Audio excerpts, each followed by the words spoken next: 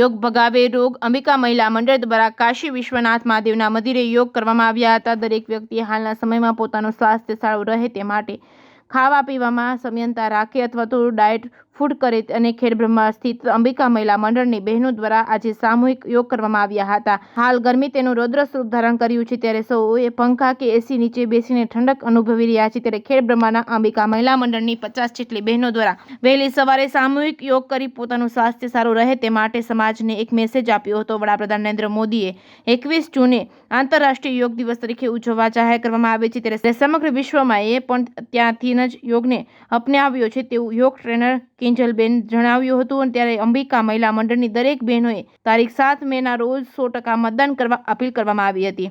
JKS news Gujarati સાથે ચંદ્રશેખર ભાવસાર, ખેડબ્રહ્મા।